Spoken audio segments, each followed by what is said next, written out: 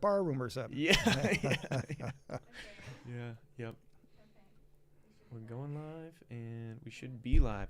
What's going on, D-Bags? Hope you guys are doing well. We're back here again with another episode of the Detox Podcast. I'm your host, Darren Rita. Feel free to connect with me at any of the links down below. And if you're new here and enjoy music, podcasts, comedy, or hooping videos, do consider subscribing. We've got a whole lot of that stuff going on around here. And when you do subscribe, leave a like or hang out with us in the live chat like you're going to do tonight. Helps us share conversations and laughs like this with more people. So do consider doing that. Now, before I can introduce you guys to my guest this week, I got to talk to you guys about a couple of things. All right, first, church announcement. We got the big live show coming up. Should be up on the screen right now. Darren Rita live at the Vivarium. I'm being accompanied by a terrific ensemble band there. We're going to have some really, really dope stuff for you guys. Music, laughs, all of it, after party, everything. $15 for tickets. They're linked down below. It's going to be super, super cool. We really want to sell this out. There's a lot of... Without spoiling anything, there's a lot of really cool stuff we have planned, and if we can pack this place, it opens up some really big doors for us. So do consider doing that. If you've got nothing going on a Friday night in March, the end of March, it gives you a little time to plan for it. Might as well show out. Now, one last thing before I can introduce you guys to my guest. I got to talk to you guys a little bit about your personal grooming because you've been doing it wrong. All right, we've all been there before. Maybe you waited a few weeks to trim the hedges down there, and now the little garden you had is turned into a bit of a sprawling rainforest, and it's scary. So what do you go in there with, a machete, maybe a cheap razor you got from Kmart back when Kmart existed, blue light special, and you start hacking at things you shouldn't be hacking at. You don't got to do that anymore. You got to go nuts. Go Nutz. Should be on the screen right now. It's a revolutionary first-of-its-kind razor that's patented design is unlike anything else on the market. It's designed with safety in mind. It's made to not cut you. So quit playing yourself with these products that swear they're going to protect you, but then they use the same tech and leave you with the same cuts and nicks. So what are you waiting for? Put in an order at thegonutz.com. Use code RITA47 to save a little bit of money and support the channel. That's thegonutz.com, code RITA47 to get your grooming done right. Now, with all that good stuff out of the way, I am very, very excited to be kicking it with my guest this week. He is he is a living legend here in Milwaukee. Let's give a wet detox welcome to the iconic Milverine. He's here in the studio. Welcome, man. You came. I saw you were running around the building. We were doing Ring Around the Rosie around the building, and I saw you running. I was like, I'm like, I don't know where he is. And then I saw a figure kind of doing I don't know if you saw the movie Get Out. Right. But you were running straight at me, and I was like, oh, shit, I think that's him. Yes. I think that's got to be him. Right. That's got to be him. And you said a lot of people were even noticing you on your walk over the way here. down here, people are talking to me, and sometimes they show up late for these interviews because of that. Yeah, that's okay, man. Right. That's all right. That's totally all right. It's got to be interesting, even at night, man. They can't even see you as well, and they're still stopping you in the street. Right. That's interesting. And so I've been watching a bunch of your interviews and stuff like that, and I just want to say, dude, I thank you for making the time, and I really do appreciate you being here today. I'm curious, since you walked here today, what do you think about this Wisconsin winter we've had, or lack of a winter? It's probably the warmest winter I remember. I mean, there's only been one cold period. Yeah. Usually the coldest period is mid-December through mid-February. Yeah. So basically, during that time, there's only been one cold period. Yeah. It's got to be kind of interesting. Does that make it easier for you in all your walking, or is that? Well, actually, the colder it is, you don't get thirsty, so it's easier that way. But your hands get cold and your feet, so basically, your hands and feet don't get cold when it's above 30. Yeah, I was gonna say, and you're walking all the time. We were talking in the elevator on the way up here. You've got the dog with you now all the time. Yes. Princess. Right, my dog, doesn't get tired. It can walk all night. It can be out in extreme cold, and it never gets tired or cold. What kind of, so for people that don't know, because I follow you on Instagram, right? What kind of dog is this? Because I'm gonna pull up a picture so people can get a better concept. It's a Beagle Shih Tzu mix, and it's taken after more of a beagle. It's got all the mannerisms of a beagle, even though it doesn't look like a beagle. Really? Right. It wants to chase after everything it sees. And this is a little dog. So if you pull, this is a tiny. Let me turn up the it's like 15 to 17 here. pounds. Yeah, a little dog. Yeah. You can barely see her. This little dog. And this is going on like 40-mile walks with you. Yes. That's insane. Sometimes farther than that. Yeah. I saw people asking you similar questions in an interview that you did a while back, where they were asking you what's the longest you ever walked in a day. But I'm curious, what's the longest you've ever walked without stopping? Because I'm sure like you're walking everywhere, but you probably, maybe you go to a store, or maybe you're walking to an interview or something like this. What's the longest you've just? Probably 75 miles. That's insane. I know, but if you're in shape, before the cars and everything, that's what people would do. Yeah. You look at people like 100 years ago when they first started taking pictures, very few people were overweight. Yeah. What shoes are you rocking for a 75-mile walk? Basically, I just get shoes like for $25. I'd rather get like 10 pairs for $25 a piece than like one pair for $250. That's fair. And I get the foot pads in case, you can get these foot pads, they give your shoes a little extra life in them or bounce. Yeah. Right. But you don't ever think maybe like, I feel like one of these shoe brands got to shell out some money for the Milverine. One of these guys got to sponsor you and be like, hey, we got the best shoe. You're never going to have to replace it. Well, yeah, that'd be a good idea, I'm putting it out there in the universe right now. If they're listening, they better do it, man. Yeah. Because you're walking a ton. Right. Do you ever walk? Do you ever do like a walkathon or like a marathon style thing where you're walking? Have you ever? No, I've never been in like a race or a competition or anything. Because I think if it was just sheer distance, you'd have a lot of people beat, man. Yeah, I would annihilate everybody, I agree, dude. Right. From what I've seen, I agree. It's crazy, dude. I got a friend who thinks that he can run a lot and walk a lot, and I don't think he could stand the test of time against you. What's the first time? I'm curious for people that maybe don't know who the Milverine is.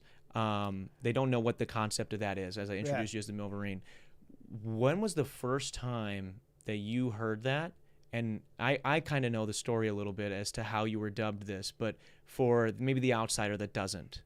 Okay, some guy that really likes these comic books that works in the 3rd Ward, he named me the Milverine after the Wolverine character in those X-Men movies because they had a patent on the name Wolverine, so they named me Milverine from Milwaukee. Yeah. And to tell you the truth, I really didn't know about it. I didn't even have social media till about a year ago. So people were telling me the first time they told me the Milverine, I said, no, I'm not. I didn't even know what that was. You're like, what are you trying to cast a spell on me? What are you saying to me, dude? Right. So I wasn't like out there promote myself. Hey, everybody, here I am. Or, somebody else did it. I think that's like the most pure way to be kind of put into the public eye. Like you didn't even that is very superhero-esque. You didn't even ask for this, like it just, you have these powers. It just happened to fall on you that way. I'm interested. Was it that was the Tim, is that the guy that started the Facebook page? It was like Tim Perchini or whatever. Do you guys have like any type of relationship other than him just having this page? Like, do you guys talk at all? The last like 14 years, I only talked to him like twice. That's interesting, man. Right. He's real quiet. He used to be a cage fighter. Oh, he used to be a cage fighter. Yeah, but now he's retired. He's married and he's got a kid, so he can't do that anymore. That's fair. Yeah. Right. But not you. You're cage fighting still sometimes, right? Well, the thing is, I'm too old for cage fighting. But you could probably still rough. Yeah, obviously. A lot of people. Yeah, up, right. Man. The thing is, you got to get a license to do it, and basically, you're not going to give somebody a certain age a license to do it. I know I could be good at cage fighting, regardless of age or anything. Yeah. I've always stayed in shape. I've never taken a lot of shots to the head. Yeah, I was gonna say, have you seen Rocky Balboa, the one when he's a little bit older? And they do the same shit to him. They're like, oh, we're not going to give you the license, and he fights for it. We should fight. We should rally behind you and get you your license. Yeah, but Stallone, I think he's in his late 70s, Now, yeah. Right. Yeah, and he's on roids for sure. So. Yeah, the thing is, if they give you a license and something happens, they're going to say, why did they let this guy fight or something, But they could put you up again. Like I saw you joking about this on that Uncut interview where they could put you up in like one of these celebrity matches. Yeah, that's what I like. That's what I think would be great for you. I'll take on that Paul guy, You take on Jake Paul. I think that Jake Paul is the most overrated guy. He's really intelligent. The people got him fighting guys he knows he can beat. I agree with you. They've done his team has done a fantastic job of being like, we're going to pick people that are over the hump. Right. Also put them in a sport that's not their own sport. Right. And you're only doing this one thing and you're 24 or 25 years old. Right. Yeah, you're going to win those fights, man.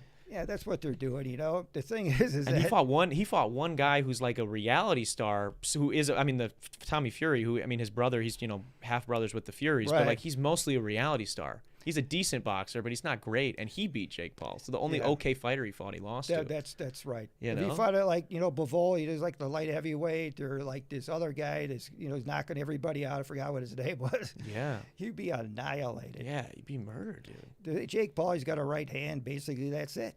Who would be, so like, because you're a Milwaukee icon, man. Like people, they think Milwaukee, they think the Bucks, the Brewers, and the Milverine. Right. Like you're up there. Who would be somebody maybe in the Milwaukee sphere that we could match up against you? Even not, it doesn't have to be that they would have a chance, but just that would be good for promo. Charlie Barons.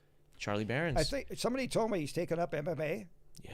I know the guy's like 24 years younger than me, something in that category. Well, I know I annihilate the guy. Yeah. That'd be good. It might be good for his stand-up too. It would give him more material if you just broke him in half or something like that. I just tell him what I would do before, and he won't be able to stop it. You know, Khabib, the cage fighter. The guy basically just comes forward, walks through everybody, slams the guy to the ground, beats the hell out of him. Yeah. Nothing fancy. You know, if you got extreme stamina and physical strength, you can be a good cage fighter. Nothing scientific. Really? What's like the Milverine special move? Your go-to move? Well, like in a cage fight? Yeah, like if we got in the cage. Ground and pound, you know? Yeah, you take him to the ground and you just go. Right. I feel like, I could see that. I know, especially we were talking before we went live, and you said right now you've got a torn rotator cuff because you usually work out at home, and you've got like how many pound dumbbells that you're just throwing around? 120. And you're just throwing those over the shoulder. The thing is, I could bench press before I hurt the shoulder at the age of 57. I could bench press 225 pounds 29 times. That's pretty good. That's the combination of strength and stamina you want. Yeah. Because once you grab a hold and hold them down, you can keep them down and just keep hitting them, and then they turn around and get them in a chokehold. Yeah. An average person would have no chance against me at all in a cage fight. Yeah. Dude, you've got it. Like, it sounds like you have a Wolverine healing factor as well. Like, you just have this unlimited stamina that you can. It's insane. I like boxing. I grew up boxing is by far my favorite sport. Now it's boxing and cage fighting. How important is, like, you said you're 57? No, that's what I told you. I'm 61 now. 61 now. Right. And fitness is, I mean, dude, and you're still walking how many miles a day? Up to like during the summer, probably like up to 70. During the winter, like 50. Like, how important is it to you, is fitness to you in your daily routine, in your just lifestyle? I feel like it seems like it's synonymous with the way you live your life. I've always been interested in health. So was my mom. She really liked some guy named Jack LaLanne. If you can Google up Jack LaLanne, he was the big fitness expert. He was coming out at the time when everybody thought exercising didn't make any sense. Yeah. You know, it doesn't put food on the table or something like that. But it makes everything easier if you stay in shape. Yeah. So I was interested in getting in shape right from a young age. I started lifting weights when I was 8 years old. Wow. That's young to start lifting weights, man. Right. Wow, that's good. Right. And I know you're plant-based as well. Yeah, I try to eat an organic, plant-based diet. Yeah. Now, all independent research says that's the best diet. Yeah. Right.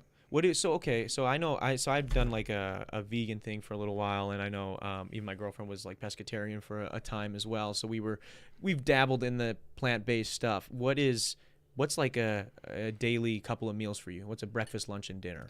Okay, I try to eat like organic, like greens, like broccoli, spinach, and then for protein, I get like the plant-based protein with no sugar.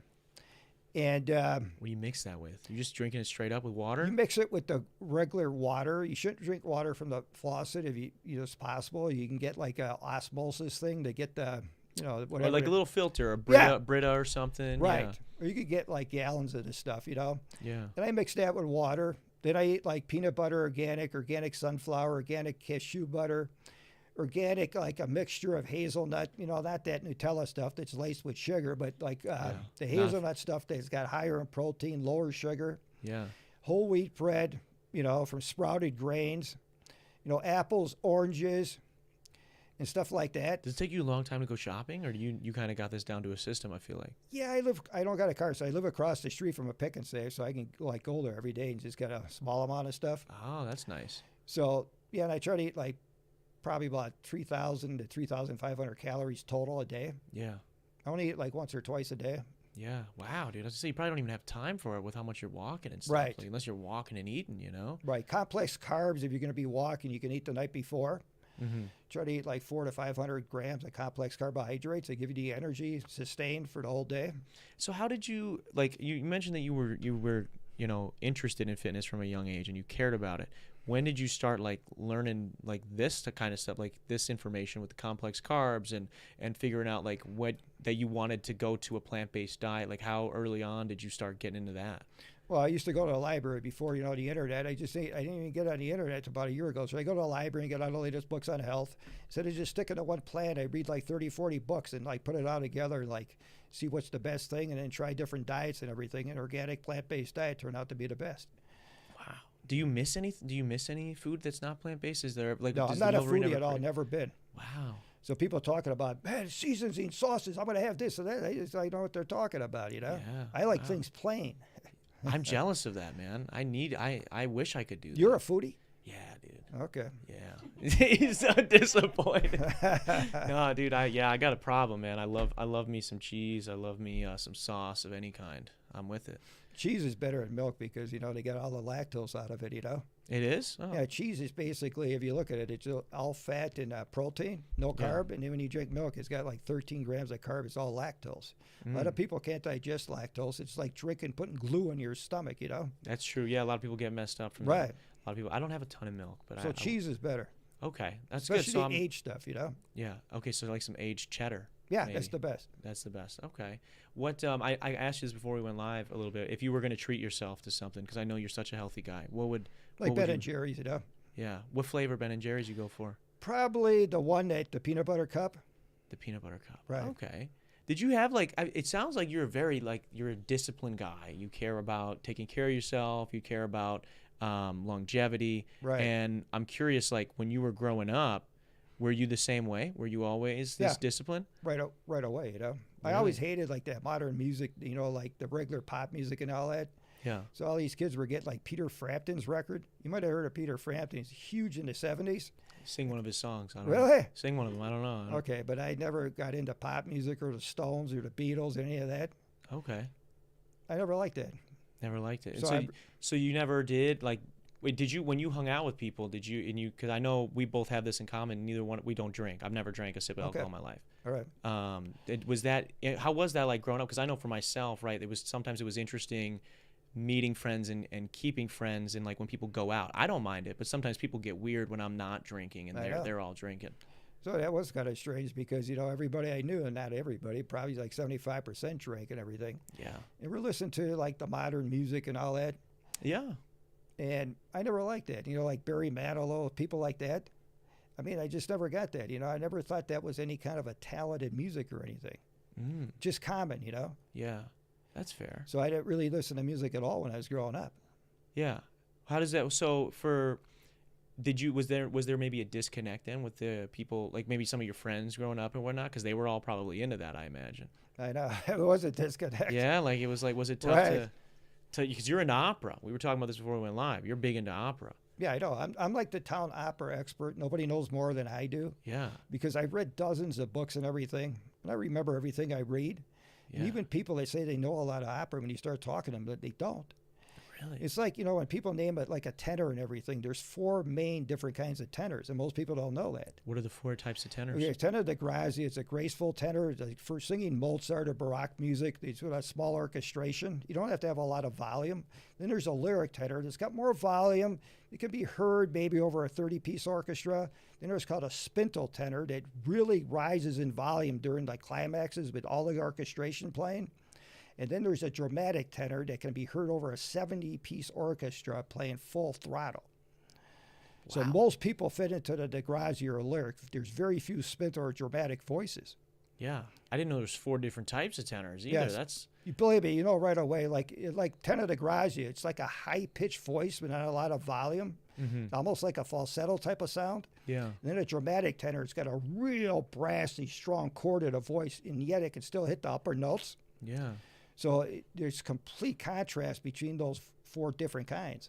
Yeah. When did your fascination or love for opera start? Because you're big into fitness and you're into sports, and a lot of people, I feel like those sometimes live in 2 separate parts of the world. People that are interested in one are not always interested in the other. So when did you get introduced to that, and how has that kind of become a part of your life? Yeah, the first great opera singer I liked was Robert Merrill. He's a great baritone, one of the great Verdi baritones. And he was so good, Steinbrenner would bring him out. He'd sing the anthem for years to the New York Yankee baseball games.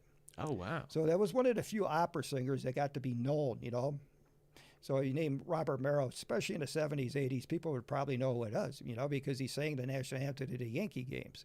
Yeah. Then after that, they had a 3 tenor concert, Pavarotti, Domingo Carreras, and all that.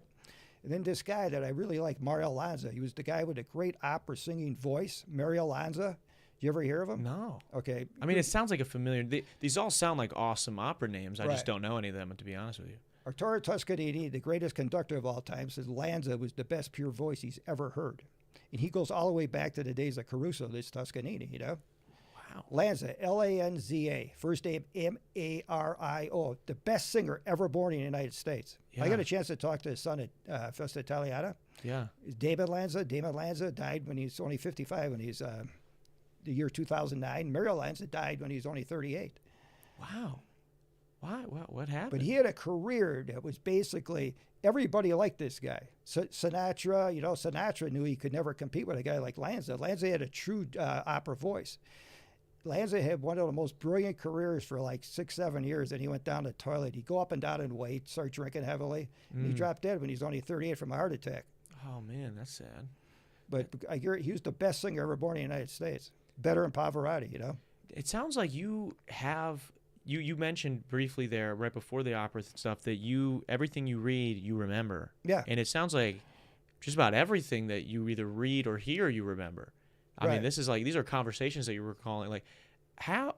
That was a ridiculous amount of opera knowledge for someone like myself to even just hear all at once. So I can't imagine, like, there are probably opera heads out there that think they know something that just got schooled by the Milverine. I know, right. And basically, they can't talk about it. There was a guy out at Festa Italia, a real nice guy, at the opera tent, Dominic Frenzy. Yeah. He would say, let me tell you about the ABCs of opera, Aida, Bohème, and Carmen. That's ridiculous. None of those operas started way before those three. Yeah. Opera really started with Mozart, then it continued with Rossini and everything. Mm-hmm. But the way he would make the speeches, I mean, he would say it all matter of fact, and he'd sound like a recording, Yeah, he was just repeating the same thing. Right. Okay. Damn. When did you hear? Like, when did you start learning about it then? Because you were at what age when you got introduced? Probably about 19. Yeah. Wow, okay. Lanza was the guy, because Mario Lanza appeared in movies, Yeah. He's one of the few guys that had the looks to appear in movies, Like Pavarotti, like a 400-pound guy, can't play a leading man, Yeah. But Lanza had the looks, he could play a leading man. What's his name? Louis B. Mayer wanted to make Mario Lanza his singing Clark Gable.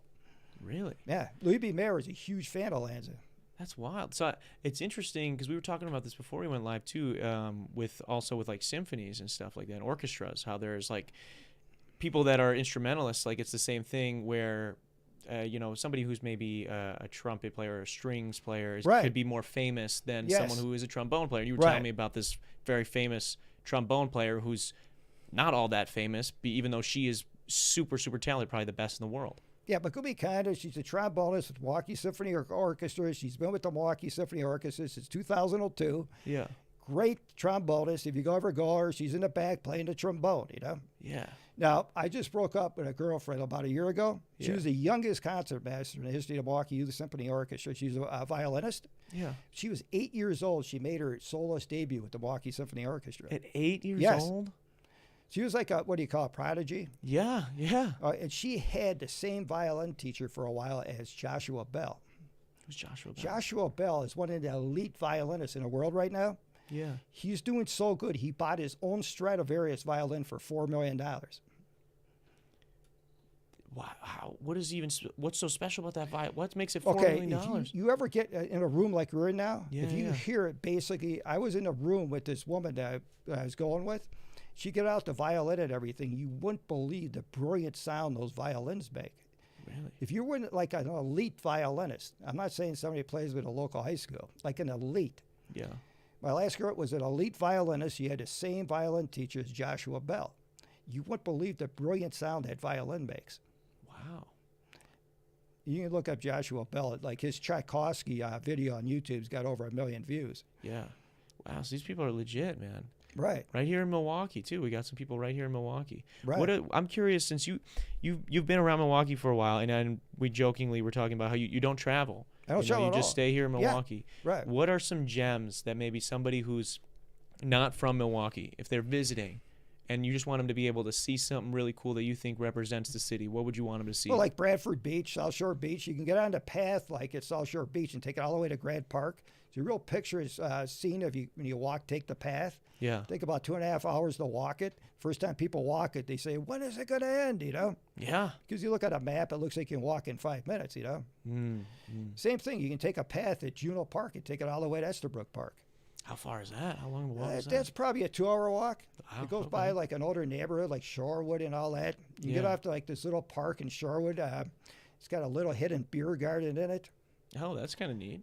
The name escapes me what the name of it is. Okay, so you'd say the beaches and the paths over there would be a gem that you'd hope people would check out. Yeah, because everybody thinks of Milwaukee up to your neck in snow. But when the first time they see Bradford Beach, they can't believe how big it is. Yeah, it's a nice beach, man. Some guy was at McKinley Beach, and he thought, man, this isn't that big. He thought he was at Bradford.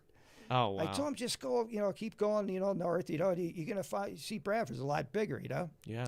Bradford's a nice beach, dude. Yeah, I like it in the summertime. It's beautiful. Yeah, Bradford Beach is voted one of the best urban beaches. It's better than Malibu Beach and better than Miami Beach. Oh, wow. It's better than Waikiki Beach, too, in Hawaii. You think so? Yeah. Well, have you been? Well, my brother's first job, younger brother was working, believe it or not, at that snack bar, North Point, at Bradford Beach. Yeah, yeah. 2 months after he got done with that job at the age of 18, he went to live in Hawaii for 2 years.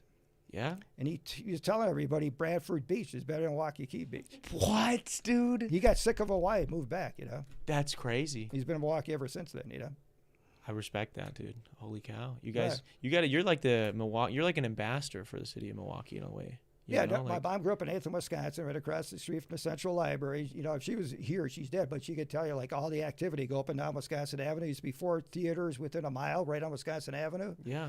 So, all the stores, Gimbel's, it was huge stores, one of the biggest department stores in the world during its time. Wow, dude. It's crazy. And Milwaukee is such an underrated city, I think. And it's interesting to hear. I've heard you talk about it in other interviews, just like how much love you have for the city and that you don't travel and that you just, everything you need is here, right? I think I saw that in that Vice interview. I guess what's one thing you wish Milwaukee could do better? Probably could be anything. It could be like more integrated, You used to always like North Side was considered African American, South Side white and everything. I went to integrated school start when I was 14. Yeah. The thing that amazed me about the whole thing, I would come to school with like a T-shirt and dirty jeans on, and all the Afro Americans all nicely dressed, all better behaved. And you turn on the TV back then, all the Afro Americans were like running around causing all the trouble. Yeah. When I was going to school, it was the white kids causing all the trouble. The African Americans were better behaved. I made better friends with these guys, Yeah. It's interesting. Milwaukee is one of the most segregated, or was. I think it maybe still is one of the most segregated cities. Listen, my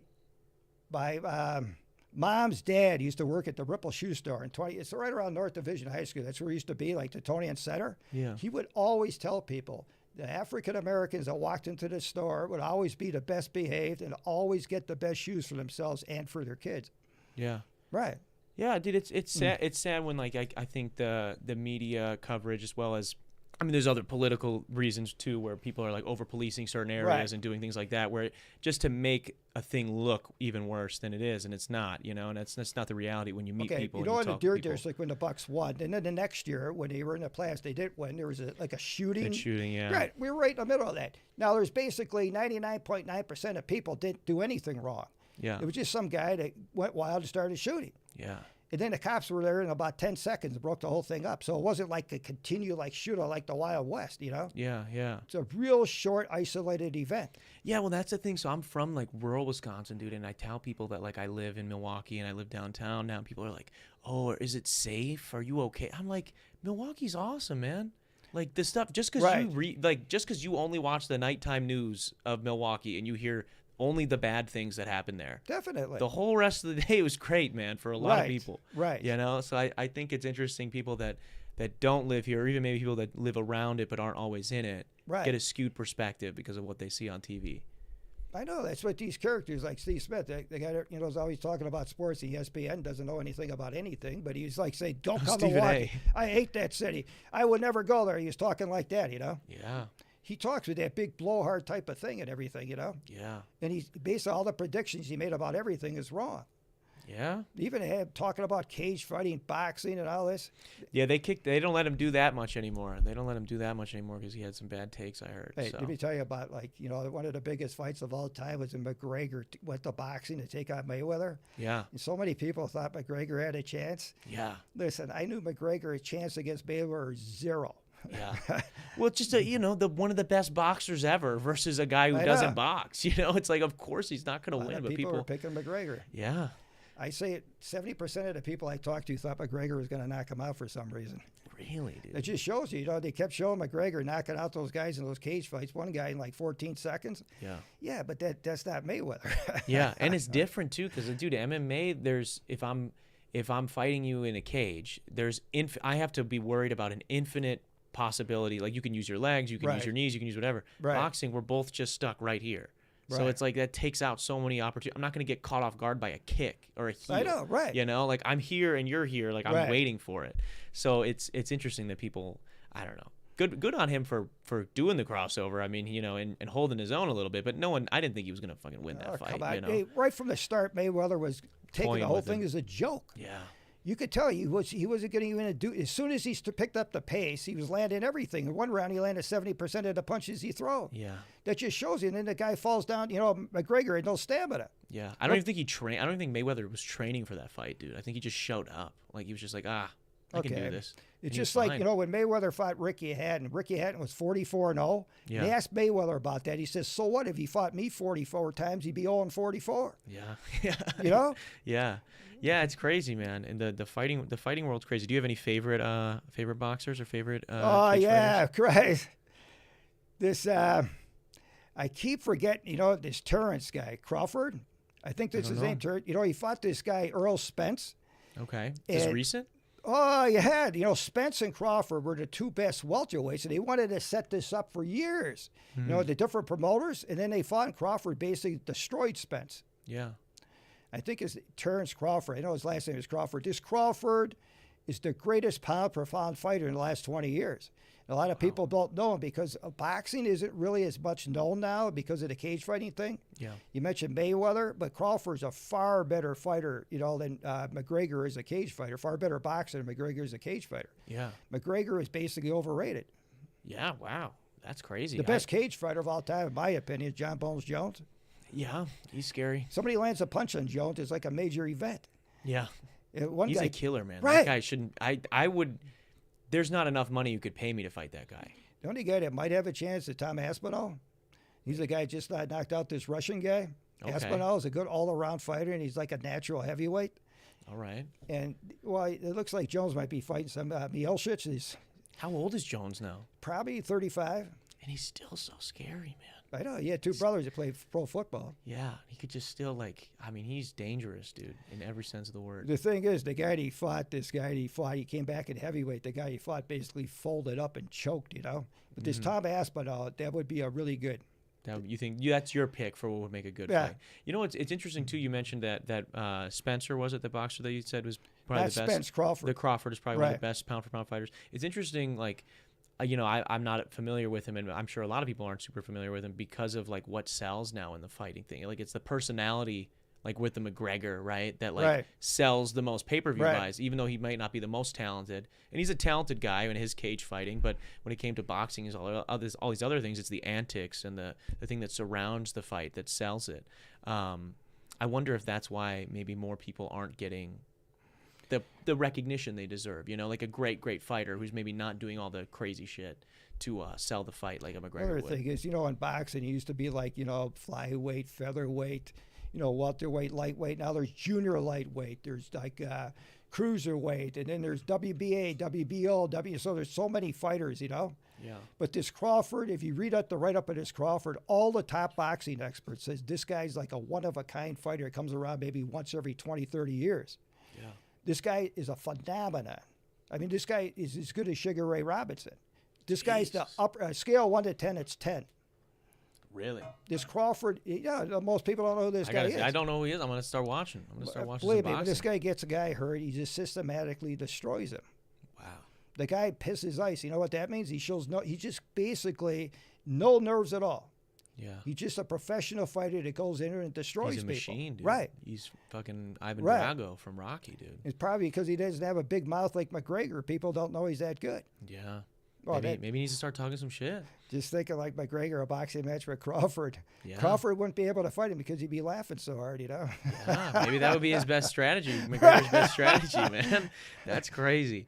I'm curious, when I was listening to some other interviews with you, and I know this was previously before the shoulder tear and all that stuff, you'd said that you had bench pressed 400 pounds when you were 16. Yeah. I started lifting weights when I was 8 years old. So what Can you just take me through, like, what is like a regular lift for you? Like, what's your arm day? What's your arm day? Okay, basically, I lift heavy weights. Like what's his name, Dorian Yates. Mike Metzger. These guys basically, work each body part like twice a week. You want 72 hours rest, and basically the arms, the curls, I do them with like 80-pound dumbbells. 80-pound curls. Are Right. you like kind of before? Obviously now you can probably just curl that shit. But like when you were starting out, when you were trying to build up to that, you like, how did you get to that? How did you build to that? You start out work with 10s and 20s and 30s. Progressive resistance. You just constantly get stronger. Yeah. And you just do that. Wow. It's just crazy that if people do it right, most people could do it if they know it right. Push-ups don't do anything. There's not enough resistance. Yeah. You want to use all your strength to do about 10 reps. So you go and push-ups 1, 2, 3. It doesn't do anything. Once you get up to 7, they're like, sir, use all your strength. Then you rest a minute and do it again, like 4 or 5 sets with the heaviest weight you can for about 10 reps. Yeah. And then each body part you work out on these once every 72 hours. Okay. It could be overtraining too. Most people overtrain. That's why they never make any progress. Really? Right. What do you think? What's like the biggest mistake people make when they're overtraining, or what do you think? How do you think they overtrain? Okay, they don't take that 72-hour rest. Like if you train your biceps more than twice a week, you're not really going to make any gains. You're just going to stagnate. Yeah. And they're not using enough weight. Because you're just tearing them back down again. Yes. Yeah. You want to use a lot of weight. You can't get physically strong without lifting heavy weights. You can't get strong doing push-ups. There's not enough resistance. Really? Push-ups is a waste of time. I've never done push-ups. Never? No. Wow. Do you think, how many push-ups do you think you could crank out though if you had to? Okay. Probably 100. Yeah, but the only way push-ups be good if somebody would put weight on your back or like somebody sat on you or something. Yeah. Same thing with chin-ups. If you added like 100 pounds of weight to your body. Yeah. If you just did chin-ups with no added weight to your body, there's just not enough resistance. Yeah. It's good for the core, I think, the chin-ups. It's better maybe. than nothing, but it's not going to make you that tremendous physical strength, though. It's not going to make you the Milverine. Right. That's for sure. If you can get up by bench pressing like 500 pounds, like 170 pounds or less, in a cage fight, you can just basically physically get somebody down and just basically work them over. Well, that's what I'm curious because you're in great shape for fucking 61 years old. What was Milverine prime numbers? Give me like prime physique, prime bench. Like what are we talking? Probably like a 500-pound bench. I wish I had a 52-inch chest and about a 34-inch waist, about 19.5-inch arms. Everybody in my family is like physically strong, Yeah. Right. I mean, that's what I'm curious. Are any of your other siblings, because you're the Milverine, do any of them resemble any other famous superheroes? Because I feel like there's got to be somebody else has got to have that X gene, dude, because you guys are Well, my youngest brother's a monsters. good basketball player, 49-inch vertical jump. That's Not exaggerating. He played basketball like it was a street fight. They were always threatening to throw him out of a game, He'd annihilate everybody, I'm sure if he's got a 49-inch vertical, that's like rookie Derrick Rose jumping out of the gym. Like me and my brothers, we kind of grew up in a poor area and everything. Yeah. We kind of like mixing it up. We like scrapping. We like fighting, Yeah. Wow.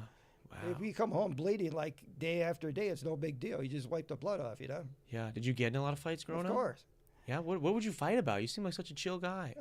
Were you not always so chill? I was basically, I only weighed like 150 pounds when I entered 10th grade. So people just think, there's guys too small or something like that, Oh, so they were picking fights with you because you're a small guy, yeah. I never figured like I was smaller. I never considered that, Yeah.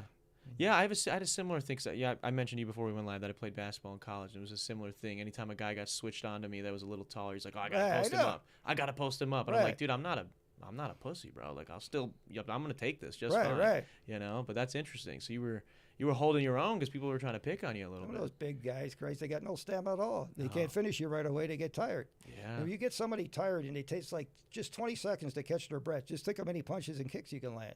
In that 20 seconds. When you get really tired and you hit somebody as hard as you can, it even hurts more than. Wow.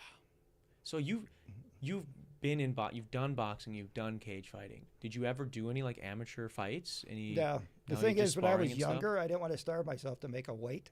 Oh yeah, that's smart. So I was basically, when I entered 10th grade, I weighed 115. When I was done, I weighed over 200 pounds. Like when I graduated, like 12th grade, Yeah. So I was, bodybuilding, weightlifting. You can't, like, if I fought as like a fighter, it'd probably be like welterweight, like 147 as a boxer. Yeah. But then at 147, obviously, you're not going to be very good as a football player. No. Yeah, no, you need not more at bulk, all.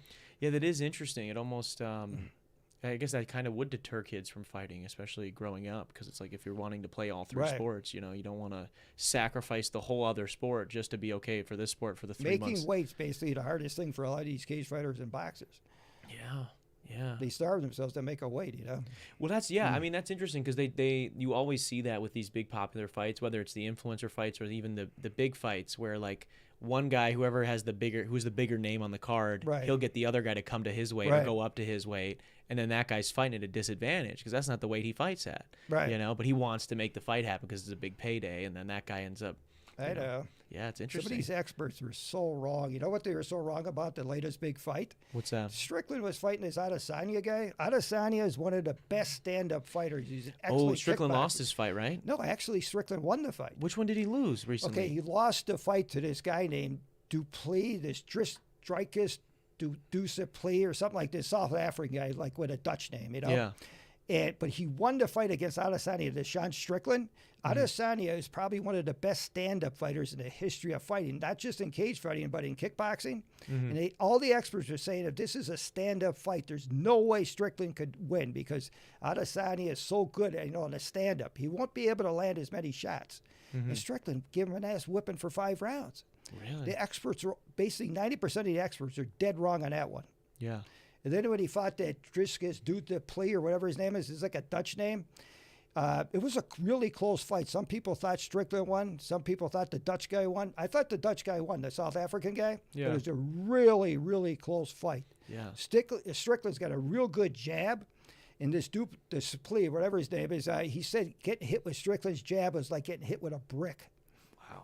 His face, if you saw his face after the fight, the South African guy, man, it looked like he basically had his head slammed against the wall about 100 times. Strickland's a scary guy too, man. He's a good fighter. Good stand-up fighter, real good stamina. Yeah. Right. Yeah, dude, that's somebody I'd like to see you and Sean Strickland just chop it up, man. I've listened to some of his interviews. I think you guys would be interesting to bounce ideas. Yeah, we both came from like a hard scramble background and everything. Both my parents grew up during the Depression. Yeah. They never complained about anything. You know, people think people got poverty now. During the Depression, it was far worse. Yeah, I bet. Yeah. Sometimes you had like 8 people living in like a 200 square foot place. Yeah, that's maybe eating once a day. Yeah, no PS5s back then, no Fortnite. Yeah, and plus going to the movies back then, it was only like 10 cents. Wow, that's nice. So at least you guys had that. Right. You get a house for like $100. You know. Right. Now we got. Right. Yeah, we don't. If somebody made $10,000 a year, it was like a fortune. Yeah, I bet. Yeah. Holy shit, man. Holy shit.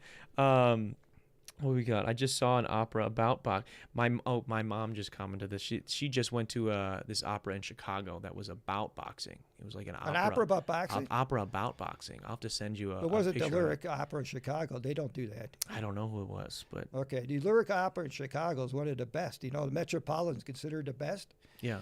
And basically, Chicago's basically considered second best. They can get the big names. They know Los Angeles Opera and the San Francisco Opera. Yeah. But Metropolitan is number 1. Wow. People, when they sing at the Metropolitan, they don't make a lot of money. They do it to get it on their resume, and they can make more money at another opera house.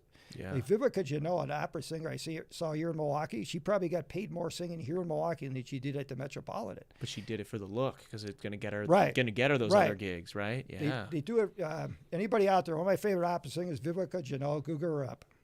Wow. She made one of her debuts here in Milwaukee. This is the girl I think we can pull her up, right? You got her pulled up. They'll be able to see. She made her debut here in Milwaukee in a Rossini opera. Yeah.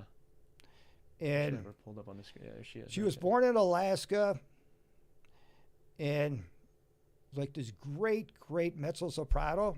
Yeah. And you know, when opera was king at everything, she'd be like a household word, you know. But now when opera is not as well known. Yeah. Great person. What do you think if the Milverine was going to spearhead like the opera genre, like marketing to get them out there? What do you think they need to do to be more prominent so we can get some more people? They got to start with Rossini opera and everything. You know, Puccini opera is too boring and everything.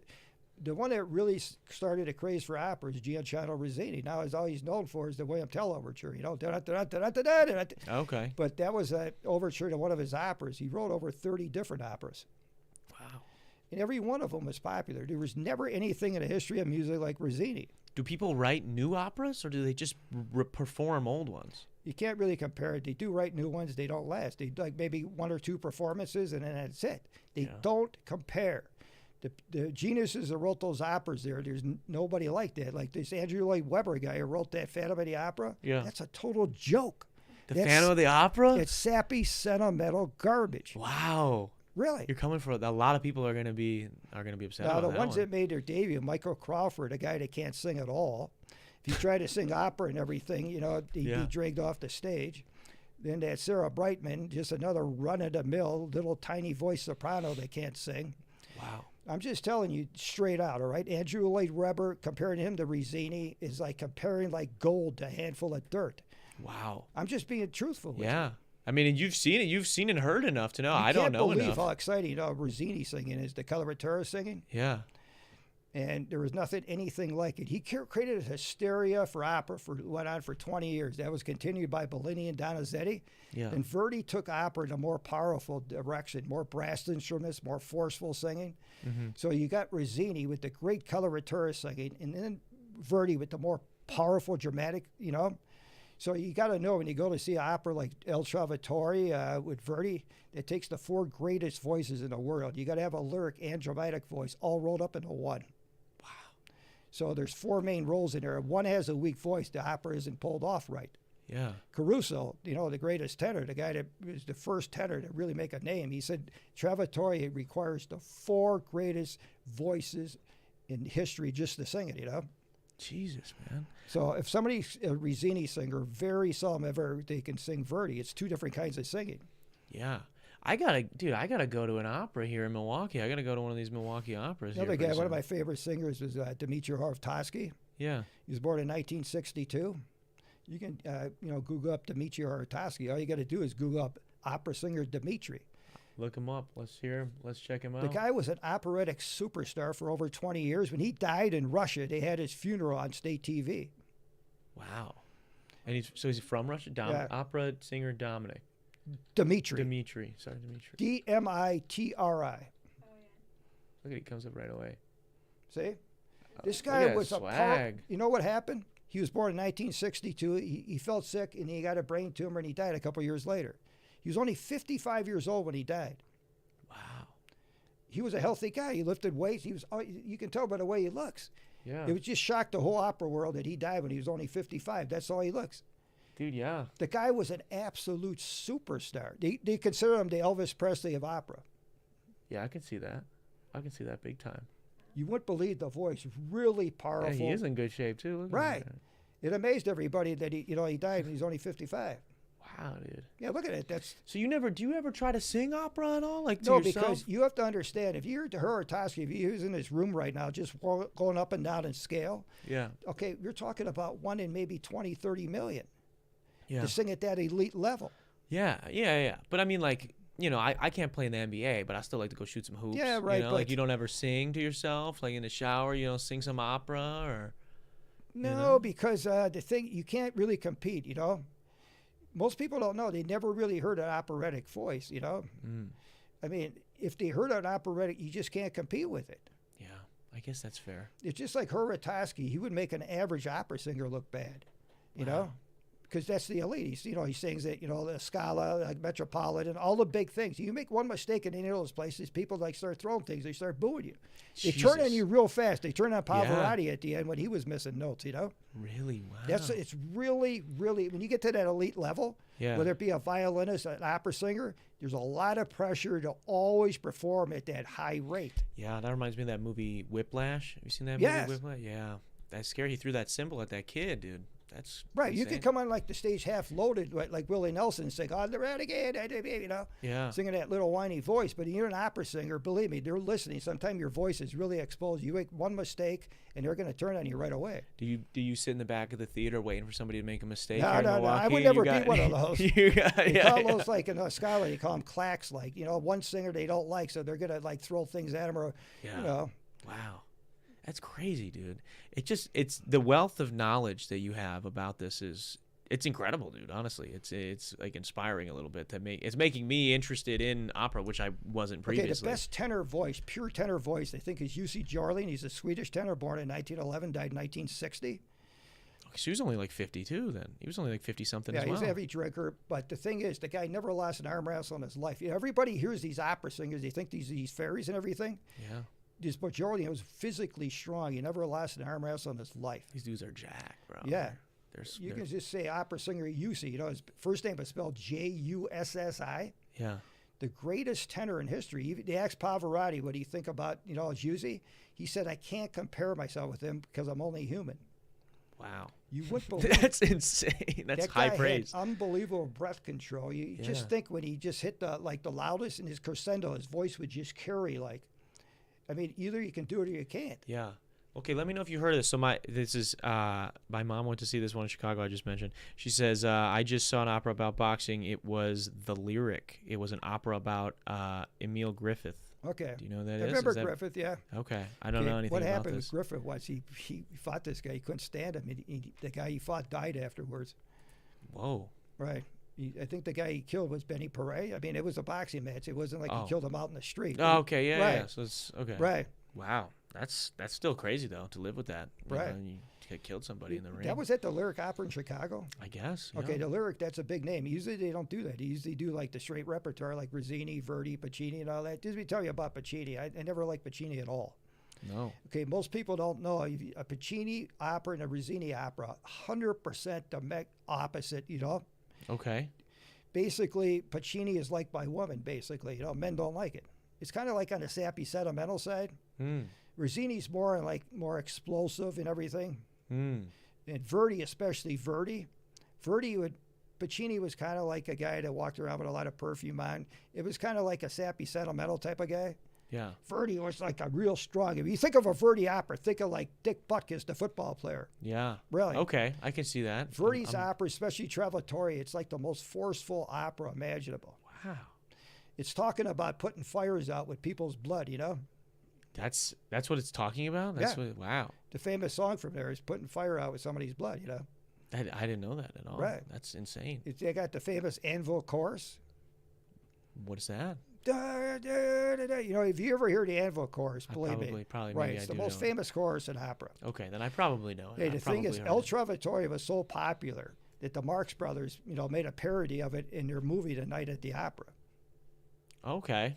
I haven't seen that, but I've heard of it. El Trovatore was so popular, the Eskimos knew about it.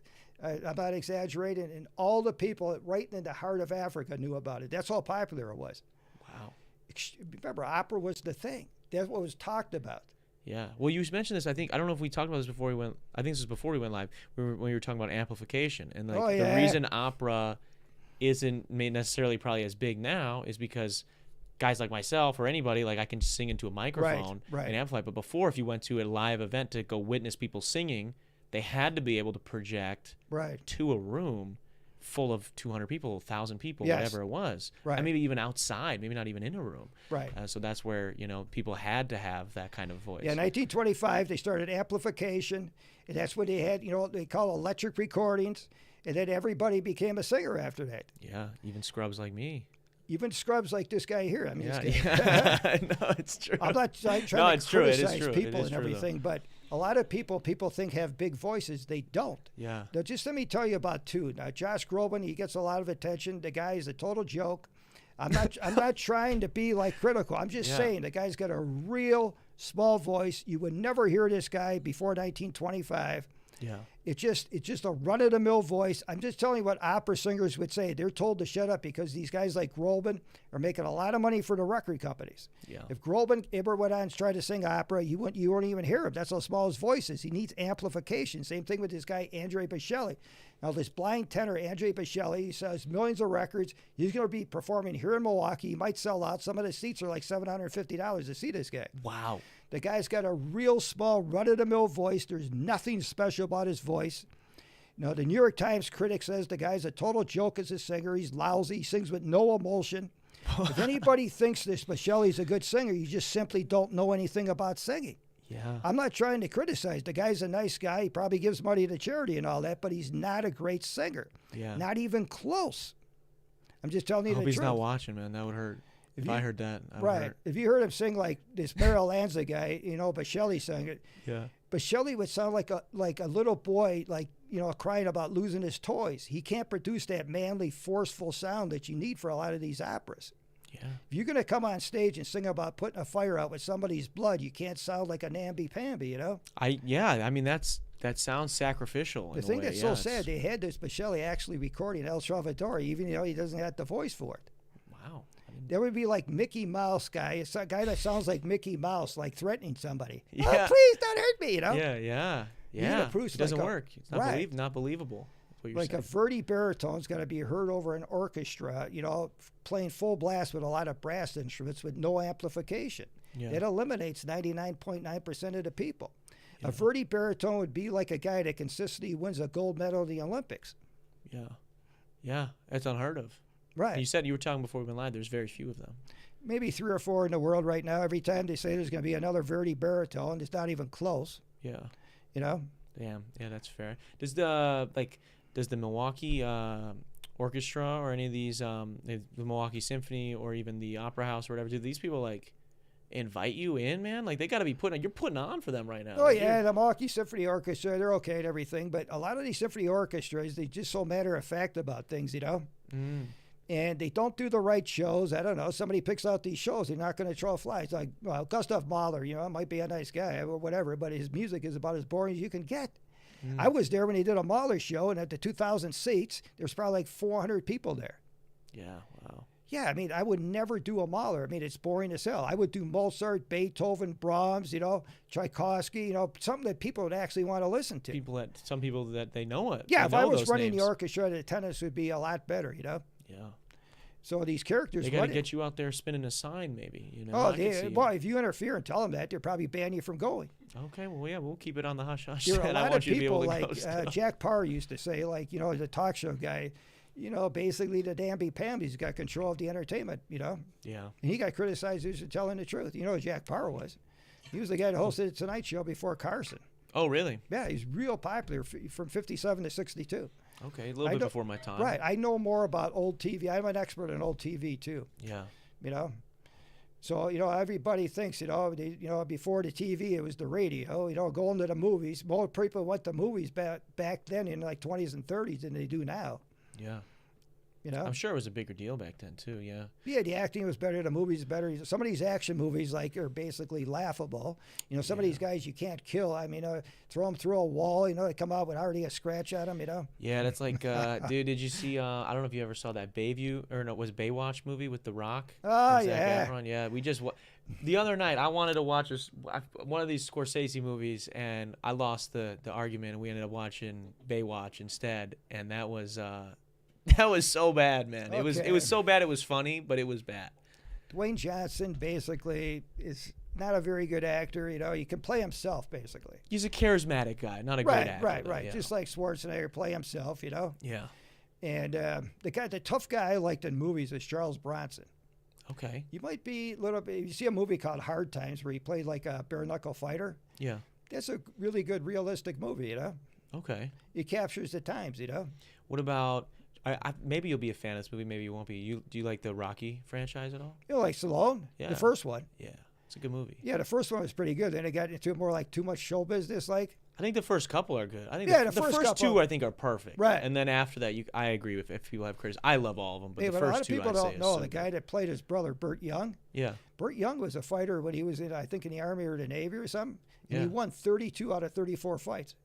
Wow. Yeah, people just think he's like that little fat chubby guy, but he was a good boxer himself. That's hilarious, dude. I had no idea. Hey, Frank Stallone, Sylvester Stallone's brother. No. He had a boxing match against Gerardo Rivera on the Howard Stern show. Really? Stallone beat the crap out of this Rivera guy. Yeah. He just beat the living hell out of him. Rivera couldn't fight at all. All he was doing is sticking a little jab out. Stallone was hitting him with haymakers. Swinging, yeah. Right.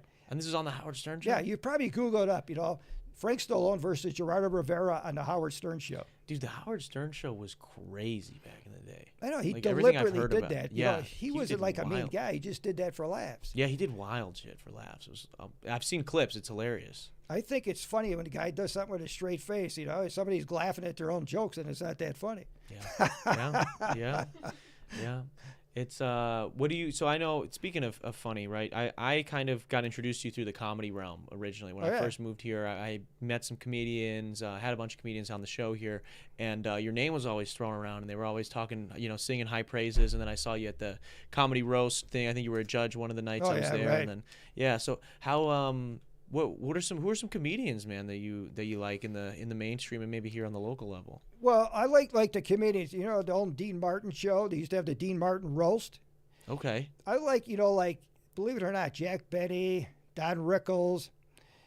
You don't necessarily got to use a lot of bad language. Henny Youngman. Henny Youngman used to always go to the doctor. And he told me he had a year to live. He told me he couldn't pay the doctor bill, and he gave him another year. Wow. Yeah.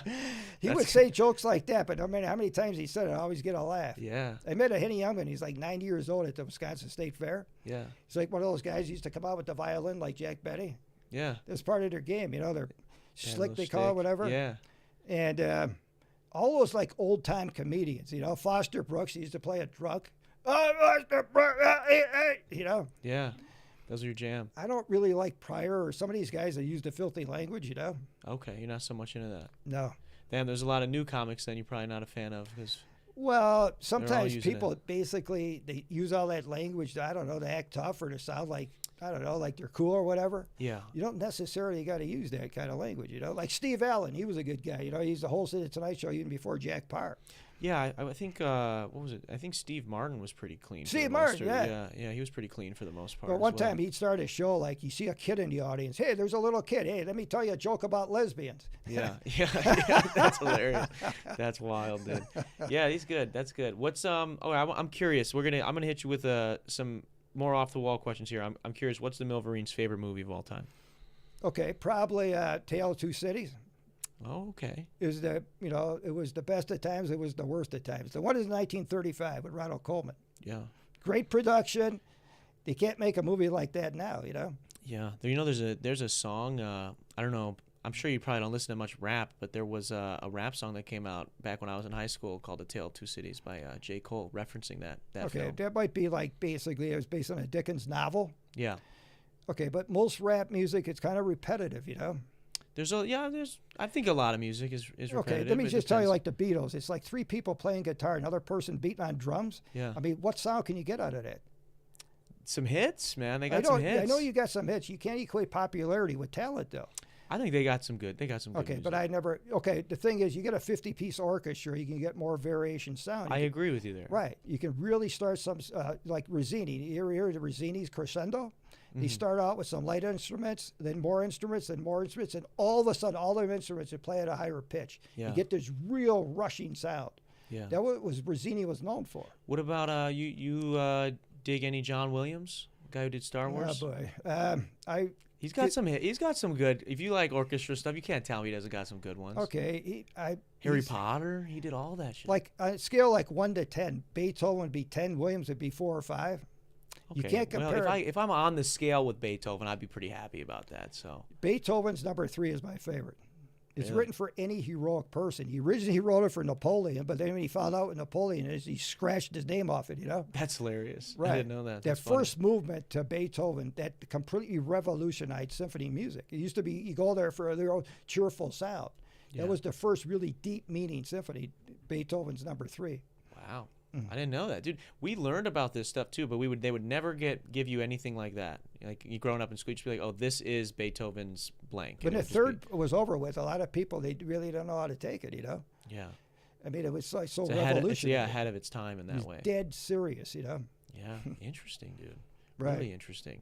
All right, I'm curious then. What's your least favorite thing about the city of Milwaukee right now? Probably. A lot of people like riding out at night with no lights in their car. Mm-hmm. Just a little pet peeve of yours. Yeah, like people basically not seem to be interested in like a lot of intelligent things, more interested in common things like what's common music, a common thing? Common things, common food, common everything. Run of the mill, because something's popular. Just like this Taylor Swift, this woman that, I don't know, she sold out like one of those fields in Chicago. Yeah, she's big.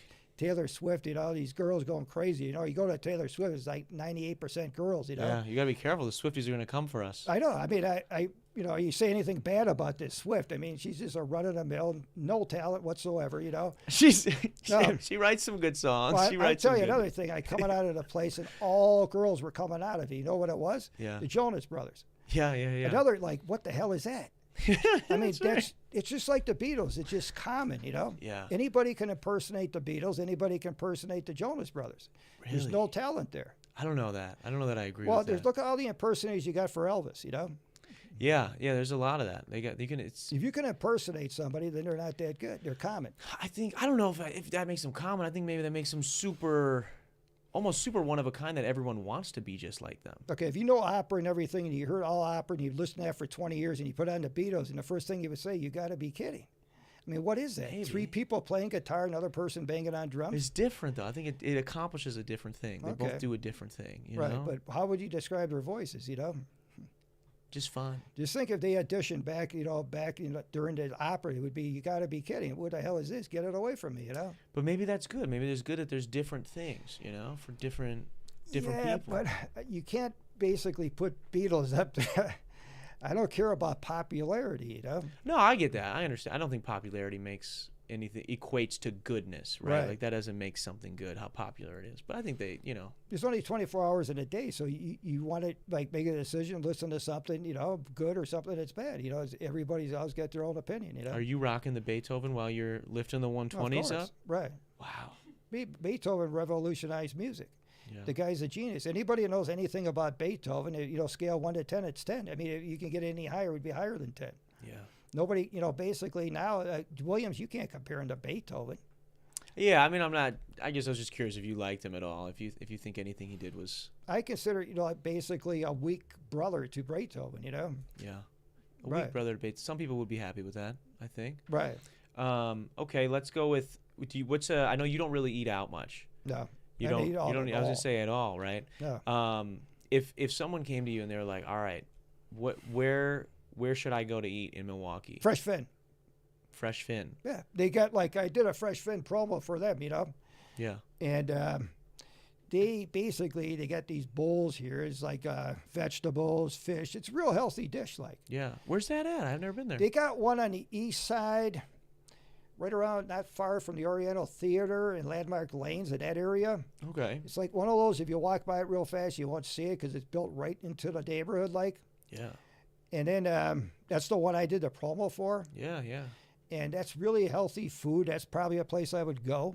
Okay. I would go to like McDonald's or Burger King or, you know, that fat Wendy's. You know, some of these drive-thrus, I'm coming home at 2 a.m. and the drive-thrus are still open. Still packed, too. When I was growing up, the store that stayed open the most the latest was Arlen's, 11 p.m. Arlen's, not that far from St. Luke's Hospital. Yeah. 11 o'clock, and that was considered late. Yeah. Now you got these drive-thrus, they're like 2 a.m., and you got cars lined up. Yeah. You got these food trucks on National Avenue. I'm coming back from Summerfest, or from the downtown area, like 2 a.m. Yeah. And it's loaded with people. Yeah. It's good stuff, though, man. I know. I like the nightlife, like, and everything. Yeah. I don't think everything should shut down, like, at 10 p.m. Yeah. As long as you're not, like, people trying to get to work the next day, you're waking them up or something. Yeah. Right. Or poisoning your body with McDonald's, you know. That's not great either, man. That's not great either. I can't do it. I can't do the McDonald's. Okay, so I'm going to name this is something fun I want to do with you since you're the Milverine, right? You've been dubbed the Milverine. Yeah. I'm curious. I know you've made some jokes at Hugh Jackman saying that he's not he's not the real Wolverine. If you were to really look at the two of you guys, who's more resembles the Wolverine? Right. And you'd say yourself. Yeah, the thing with Jackman is he's like a singer, dancer. He's like a multi-talented person and everything. Yeah. But basically, anybody can lift weights and take steroids and everything. That isn't going to make you like real deep down inside a fighter. Yeah. You really don't know who's a fighter until you start getting bleed. You're tired. You're sweating on somebody. He's bleeding on you. You're bleeding on him and all that. I'd make that guy break if he got in a fight with me. Yeah. Right. I believe you. He's more talented singer, dancer than me. But if he got in a cage with me and I was like into him and I'm bleeding on him, he's bleeding on me, I'd break him. He wouldn't break me. All right. So this is what I want to do in this game. We're going to play a game. I'm going to tell you another superhero, and I'm going to show you the actor that plays them, and you're going to tell me if you could take him or not. All right. Okay. So you're the Milverine. Right. We're talking Milverine versus Thor, Chris Hemsworth. Hemsworth's even worse than Jackman, you know. He would have no chance against me at all. No chance. You know? No chance. Yeah, you think he's too big, he'd probably get too tired. It's you know, not you can just move around too him. big and everything. You have to understand it, everything. A lot of these guys with the bodybuilding physiques, they can't fight at all. They can't even move, man. Right. You look at Cain Velasquez, who's one of the best UFC heavyweights. The guy could fight tremendously strong with stamina. He'd take these guys with their great builds and they just destroy them. Yeah, just mess them up. Anybody can lift weights. That doesn't make you a great fighter. That's true. I think you have to come, just about all great fighters came from an extremely poor background.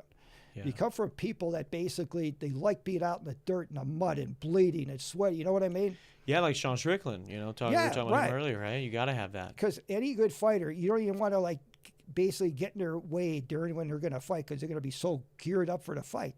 Yeah. They don't got not nervous at all. They just want to get in there. If they get their ass kicked, they don't give a damn. If they win, they don't give a damn. Yeah. I would fight with no emotion. Yeah. Because it's just something I would want to do. Yeah. I don't believe in getting nervous for a fight. For what? Yeah. There's no point to, right? You're already going, especially if you're already doing it. Like if you're already signed up to do it, if it's happening in the next couple hours, the only thing being nervous about it's going to do is make you live it in your head again. Yeah, if you get nervous, then don't become a cage fighter. Yeah. Right. I think that's a good way of looking at it. Okay, so we're taking Chris Hemsworth easy. You're probably going to take all. I think I know your answer to all these, but let's go this one here real quick. This guy, Captain America. Oh, Evans? Chris Evans. It'd be even easier, you know. You have to understand it and everything. When you know, basically, you can see a guy with a build hitting a punching bag. You know, when you fight another guy, you got to hit a moving target. You got to judge the distance. And the bag's punching back when it's a guy. You got to have the balance and everything. Either you have that or you don't. You could have a trainer screaming at you, tell you what to do. Doesn't mean you can do it. Yeah. Right. I know I could beat him easily. Yeah. He wouldn't land anything. Not only would I be hitting him, he wouldn't be landing anything back. Okay. I know to keep the distance, you know, move, you know, like backward, forward, sideways, you know. Joe Kazagi is another great boxer. He was really hard to hit. This one might be interesting. So let's see this real quick. EJ, let's see. Iron Man. Who the hell is that one? Robert Downey Jr. Oh boy. You know, he does some Taekwondo, I believe. So what? I believe. So it might be, you know, he hit his kick up. I just grab his leg and snap it in half like a twig. What about Iron Man in the suit versus the Milverine? I just ripped the suit off and knocked him out. He just ripped the suit off. Downey basically, he's like a cool guy. Good actor. Great actor. But, you know, all these guys can take, you know, whatever. You go out there to work out in the gym and everything. Go any place in the world where you got guys working out. How many become great fighters? Not a lot, man. Right. You have to hit a moving target. Some people are clods. Yeah. You know, no matter how physically strong and tough they are, they can't fight because they're just clods. So I'm curious, man, with all this combat experience and, I mean, and the knowledge that you have, did you get a call for this new... There's this Deadpool and Wolverine movie coming out. Did they call you to maybe have you guest star in there a little bit? No, I'm not like one of those guys that would fit in with the Hollywood crowd or anything. They could have you just do some stunts. You could come in and they could like go to the Milwaukee universe and then like have you jump out of a portal or something. They're doing this whole thing where they're like cleaning up the multiverse and you could be there and then, you know, you and Hugh Jackman could fight for a minute. I'm too big for Hollywood. I actually agree with that. It's hilarious. No, but the thing is, you know, with the Hollywood movies and everything, they want the A-listers, they want the names up there that people really know around the world. Yeah. I'm not really known around the world like these guys, you know? Yeah. Not yet, but if you were in Deadpool and Wolverine, the movie, did you see the commercial for it at the Super Bowl? Yeah. But the thing is with these movies and everything, the special effects basically, they're laughable. Some of them, yeah. I mean, they're ridiculous. I mean, the special effects are just too over the top. I can't watch those movies with a straight face, you know? None of them. The other one was the worst actor of all time. Was a guy named Jean-Claude Van Damme. Remember him? I know of him, yeah. Oh, my God. Was he a lousy actor? He was like basically... He was an action star, right? Like Chuck Norris, yeah. Yeah. Yeah, maybe these guys are like physically strong and everything. They can't act at all. Yeah. I mean, it was like laughable. Basically lousy acting and then some guy gets knocked through a wall or something. Yeah. That's basically all their movies were like that. That's the whole draw, yeah. Right. It's just that smashing things and this guy's jacked. That's like the Fast and Furious movies. Yeah, it's like like a comic book or a comedy or like fast food. You forget about it right away. Mm. It's not like The Tale of Two Cities. You watch that movie with Ronald Coleman, you probably never forget the ending of that movie. Wow. I mean, one of these action movies, you forget it as soon as you see it. Yeah, that's fair. They were serving these up with Schwarzenegger, Van Damme, Steven Seagal, all guys that can't act at all. If they ever tried Shakespeare, I mean, it would be laughable. Yeah, are you a big Shakespeare guy too? Well, if I went to a show, I like to see serious acting. Yeah. Like Verdi's opera Macbeth is based on Shakespeare. Yeah.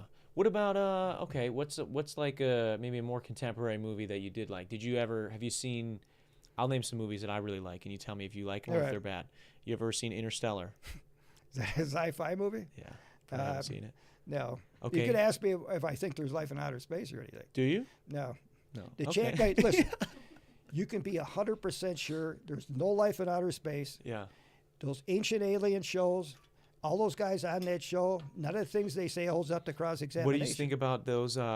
Was that in Mexico or whatever last year with the aliens when they said they had the that was all BS, carcasses? you know. Yeah. Once they, just like, they say they could, one guy's so convinced, they had these things, these drawings, like hundreds, even thousands of years ago that perfectly described the constellation of the stars. And back then they didn't have like the big, telescopes or. Yeah. Okay, the thing is, they were living in a desert climate. The sky was really clear, and they would get the people with the best eyesight, and they could see up in the sky. Mm-hmm. Now, the Nazca lines, they say, the Nazca lines in Peru? Yeah. Okay, they say you can only see it from up above, so it had to be made from up above or flying saucer people. Yeah. The thing is, there was a hill not that far from there. You could get up this hill, it's about 40 feet, and just take a string and then tell people to move in certain directions to get the straight lines of the monkeys and the birds that they made. The guy solved it in one day. Wow. Everything on that Ancient Aliens show can be solved, and there's books that solve everything. Yeah. There's no life in outer space, and the people that really looked into it, they know that. Really? You think in the infinite galaxies, you don't think there's any No. chance? Listen, wow. There's no chance. There's no life in outer space. And anybody else that thinks so, there's speculation. Yeah. Tell them to put all their evidence on the table, all right? All their evidence. There isn't any. Yeah. I could agree with you that there's not any evidence, but I don't know. I think there's definitely a possibility. We don't know. Okay. We don't know all infinite. The Sahara galaxies. Desert is really big. Is there a McDonald's in the middle of it? I don't think Well, so. there must be because it's so big. That's the same explanation. No. Yes. We can't even comprehend how large space is, though. Everybody knows it's big out there. That's not evidence. But there's also what evidence? If you had to present evidence, what would it be? They found water. They found water on Mars. They found really? water. Yeah. So I mean, like, where else? Water's the element of life. So that could have come from anywhere else. Maybe somebody's running around, dropped some Gatorade. To think that like, the explosion that created this universe, with how random that was, and if the universe is huge and infinite, that couldn't have happened anywhere else. Okay, all these people on these flying saucer shows, they used to have their show In Search of It, Leonard Nimoy. All these shows, they find a pattern. They have that ridiculous science fiction music. They got a guy narrating this. This is all true. Yeah. And You've seen a lot of this. Yeah, none of these people are ever cross-examined. Yeah. They're all edited down to make it look like there's life in outer space. Yeah. Okay, they're all geared towards that way. Yeah. You have one of these shows with no evidence. People call this number if you think there's life in outer space. All of a sudden, 90% people believe it, life in outer space, with no evidence supplied at all. Yeah. Well, I agree with you in the sense that I don't think that, like, when they're like a big achievement, like making that thing in Peru, right, where like people made that, and that was a big deal when they did it. And the fact that it stood the test of time to just whittle that down to like, oh no, there were aliens that did it. It's like, but the thing is, I don't care how long in prehistory, every human being always had a brain in their head. Yeah. That's all it takes to do something. All it takes to make the pyramids is get a bunch of strong guys like stacking up a bunch of rocks. Yeah. For 20, 30 years, whatever it took. It has no help from outer space people. Yeah. Yeah. That's true. The Ancient Alien show is one of the biggest frauds and one of the highest rated shows on the History Station. Yeah. The History Channel, it's hilarious that like started off as like it was just like history shows, but because no one. There's a quote that's like the truth is always going to be more boring than the lie, so the lie is always more entertaining than the truth. Definitely. So it's like, that's why the History Channel is like 90% shows like that, or it's like Mythbuster, like Ghostbuster style things where it's like, oh, are ghosts real? Oh, is this real? Thing is, there could be disembodied spirits all around like the Civil War areas where people died, before their time. They could be coming back. They got these spirit photographs, so there could be that type of thing. It could be demons taking on form of humans. But, that's could be true. But the things like the Bigfoot and the Loch Ness Monster, Bigfoot doesn't exist. They had that show on I don't know how many years, Finding Bigfoot. Yeah, it's and the main character's name was Bulzo or Bulbo. I thought I was getting it mixed up. I thought it was Bulzo. Yeah, that's awesome. Then they have a town hall meeting, and everybody at that meeting had an IQ of 0.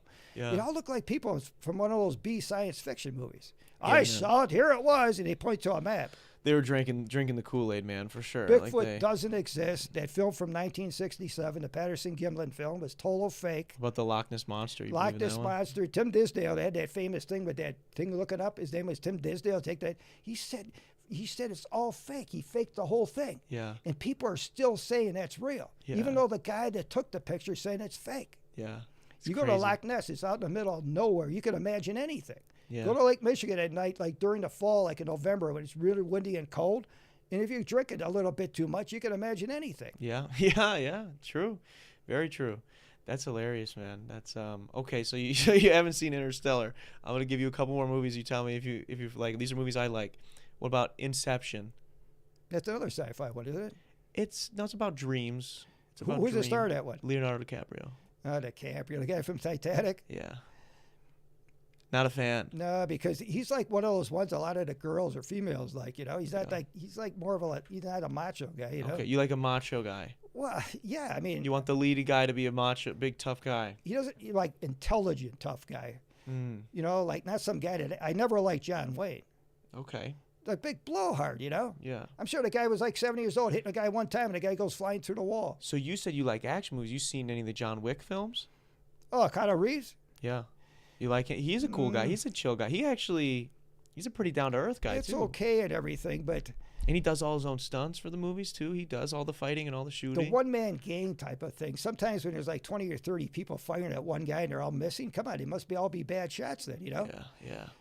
It's okay. Maybe they're just nervous because they're fighting Keanu Reeves, man, and they're messing up. Reeves is a step up from DiCaprio, Okay. And Johnny Depp, he played Dillinger. I was walking down the street here, and they told me I couldn't walk down the street because they were filming that movie around this area. Oh, really? Yeah, that Dillinger movie. It flopped at the box office. I didn't know that. I didn't even know Johnny that. Depp playing a tough guy. Are you kidding? Yeah. Who are some other leading men that you kind of have beef with here?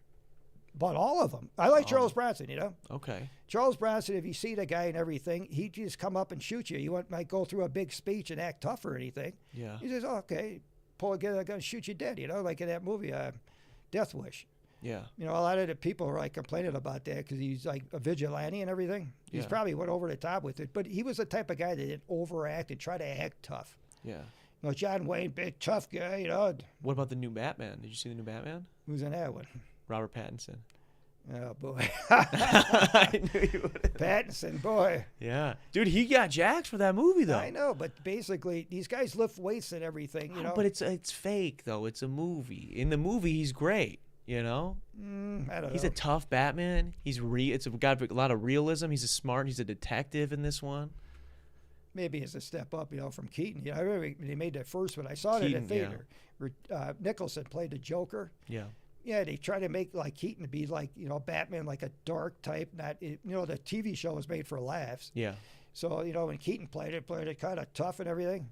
That was okay, that one. But these movies, they go on to, I think a movie shouldn't be 2 hours or under. Yeah. I don't like these movies that go on and on and on. Yeah, these 3-hour films. Yeah, the new Batman is 3 hours and some change. That's too long. Yeah. Orson Welles, that made Citizen Kane, says he'll never see a movie that's over 2 hours, and he never saw Gone with the Wind. Orson Welles. Wow. Orson Welles made Citizen Kane. He was born in Kenosha, Wisconsin. Yeah, Citizen Kane is... You know what the last movie Orson Welles made? What's that? The Man Who Ate Pittsburgh.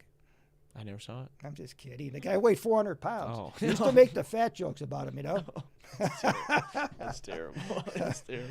That's funny. He ended up basically, Orson Welles, the great genius, 400 pounds, appearing on a Dean Martin show and telling jokes about the Tidy Bowl Man. Wow. The great genius. That's the dive he took at the end of a career. He made commercials for cheap wine, No, I didn't know that. He made Citizen Kane when he was in his mid-20s, and then basically he never topped that. Wow, he just peaked right away. He had his magnum opus. Citizen right Kane off the bat. is a great movie. That's one of my favorite movies, too. Okay. Taxi Driver? You like Taxi Driver? Oh, one with De Niro? Yeah. Yeah, that's pretty good. Yeah. You talking to me? Yeah. What about, okay. What's a new, okay, give me one movie in the last 5 years that you did like, that came out, that's new. Oh, boy. None of them. I can't. Or maybe 10. Give me 10 years. There's got to be one. 10 years would be like from like 214 on. Yeah. I can't really think of one, to be perfectly honest with you. Wow. That's fair. My dad never went to a movie. My mom went to movies all the time. My dad, even though he lived downtown, never went to a movie. Wow. My mom would go to 3 or 4 movies a week, so people are different. Yeah. My dad never watched TV except sports. Wow.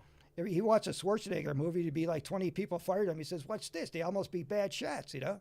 Yeah. He thought it was ridiculous, the violence and everything, you know? That's fair. And it seems like you've got some of that in you as well. And then he'd be watching it for a while. He says, "Boy, none of these people can act, you know?" Yeah. God damn. Like Chuck Norris or something. Yeah. Yeah. Chuck Norris is a legend, man. A lot of Chuck people Norris love him. can't act at all. Yeah. Norris would be destroyed in a cage fight. He just. I agree. Yeah, these guys from a wrestling background with the great stamina and strength, they'd annihilate the guy. Yeah. They get him down, just like this James Toney, who was a great boxer. He was taken down right away and stopped by a guy who was 45 years old. James Toney, a guy who greatest boxer, one of the greatest of all time, never stopped in over 70 boxing fights. He was stopped in the first round in a cage fight. Okay, so here's what I want to ask you. This is where we're coming to that time where we're getting close to wrapping up. But I want to know, you mentioned earlier today about you kind of called out some people jokingly about doing it. You would do a celebrity fight, right? Right. Okay. If we were gonna do, let's say it was a celebrity tag team cage match. Right. If it's real fighting. Yeah. Right. You start. Me and you are on the same team. Yeah. Who do we want to fight? Who are the 2 people we want to call out? Maybe they could be Milwaukee. Maybe is it Gruber? Me and you versus Gruber and somebody else. Gruber would be a total joke. Yeah, we could take him, bro. Is he going to come into the ring with a suit and tie on? That's what I'm saying. You could tag me in for that. I struggle with the tie, you know? Yeah. I would prefer if you started in and I just cheered for you, and you could maybe, after you like knock him out, tag me in and I can just pin him so I could be in for a second. And then we could, maybe like Charlie Burns or Gruber. Yeah, Charlie Burns and Gruber versus me and you. Right. Yeah. But the thing is, the tag team in cage fighting, I don't think they have that. It's not real yet, but we can make it. They do it in boxing now. There's celebrity boxing matches where they do tag team boxing, which is kind of crazy. So maybe they'll bring it to that. So celebrity, you can do whatever you want. So if you were a cage fighter, you'd be good standing up or on the ground, like wrestling or. I don't have much of a. I mean, I did a little bit of boxing, so maybe a little bit of a standing game. I wouldn't be good at defending or throwing kicks at all. But if we got on the ground, as long as I was the one who initiated the ground, I think I'd be okay. If I got taken to the ground, I'm done immediately. You should take on Barons. You're probably closer in age. Yeah. Right. Okay, so I'll take Barons. You get Gruber. Well, the thing is, you might take both, and I'll just be there. Well, I'll challenge, Barons and everything. Yeah. He's, I don't know, 24. I think he's late 30s or something like that. Yeah. I challenge him to a cage fight, all right? Yeah. And that's what I would like to do. Barron's a nice guy. Everybody that was at, he's a great guy. He's a chill guy. Awesome, yeah. But I just like to see, take me on in a cage fight or whatever, Dude, it would be fantastic entertainment. He could have his new old fashioned or whatever he's got, the new brandy he's got, sponsor the event. It'd be huge for his brand. Even if he gets destroyed by you, if he gets mauled by you, which I think would happen. I think what happened, he's too nice of a guy or something, Yeah. He doesn't have I don't know if he's what is like a savage he is. Yeah. Right. I don't think he has that in him. I was always basically when I was playing football told to calm down. They don't want to play if I'm playing or something. I believe and that. most of these guys were a lot bigger than me. Yeah. Yeah, you had that Wolverine. Oh, my dad had a city record 100-yard dash. Anybody that got in a fight with my dad, he would give them pain for the rest of their life. Wow. He had that elite athletic ability. Yeah. I'm talking about elite. Yeah. One of his uncles played with the Packers. Wow. George Douglas, 1921. In 1921, they officially joined the league. Then they had 4 non-league games, and his uncle played one of those 4 non-league games. He was already in his 30s, so he only played 1 year. Yeah. Back then, he only made like $20 a game or something. Yeah, wow. Right. That's crazy. If you saw my dad, the first thing you would think is, man, I won't want to fight that guy. Yeah. Well, dude, when I saw you running today outside, I was like, man, I don't want to fight this guy. I'm scared. My dad was like a bigger version than me, Wow. Okay, right. Yeah. He could have fought as a heavyweight. Jesus Christ. That's scary, man. Oh, my oldest brother is a good boxer. One of his friends was Eddie Brooks. You know who Eddie Brooks was? I do know that name. Yeah, Eddie Brooks was a sparring partner for Muhammad Ali and for George Foreman. He was friends with those 2 guys. Yeah. And I sat with Eddie Brooks. I sat with Eddie Brooks and watched my brother fight at the Eagles Club in 1977. I was over at the rave before it was. Wow. Right. They used to have boxing matches there. I've seen the big posters in there for it. Yeah. Yeah. That's crazy. Golden Gloves. Eddie Brooks, he lived to be 79. He basically kept his faculties. You know, not all boxers end up goofy. Max Shelby, the heavyweight, lived to be 99. Wow. You know, Muhammad Ali, they told him to quit when he was 32, but he wanted to, you know, be out there in front of crowds and everything. He liked that. Yeah. So when he was 32, he was already showing symptoms of, you know, brain trouble.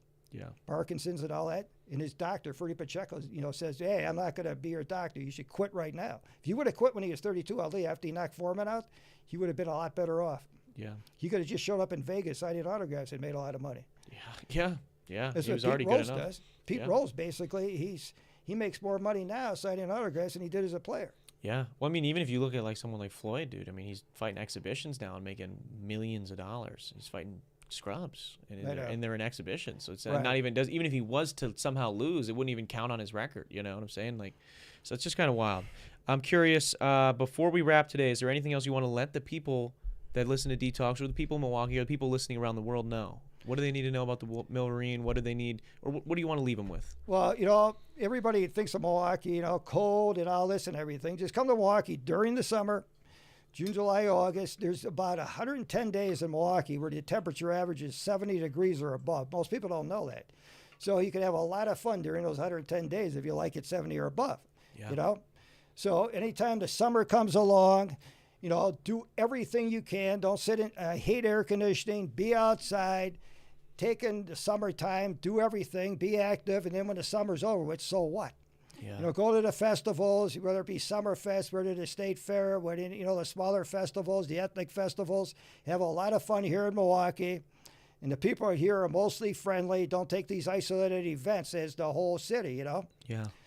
And if you come here, you know, you come here during the winter too. I mean, but during the summer, Milwaukee's the place to be, you know? I agree with you. I agree with you there 100%, man. Well, I appreciate you being on, dude. I appreciate you taking the time and walking all the way over here. It really means a lot. I really respect your time, and dude, you are a legend in Milwaukee. I'm sure you know that. I'm sure people give you your flowers, but I just want to say here, you're awesome, and you lived up to everything here today. So I appreciate you for being here. I also want to say thank you to everybody who tuned in live today, as well as those that are maybe listening or viewing days after over on YouTube or on Spotify. I want to say a quick shout out to our patrons. They'll be up on the screen right now. If you're interested in behind the scenes access to extra podcasts, extra videos, as well as a series where I break down how I mix, master, write, record every single one of my songs, go to patreon.com/Darren Rita. You can help support the channel for as little as $1. I also want to say a quick shout out to Go Nutz for sponsoring this episode. And I've got this huge live show coming up, so make sure you get your tickets to that. It is in the description below. I'm posting about it everywhere on my socials. But with all that out of the way, this has been the 241st episode of the Detox Podcast with the Milverine. Peace.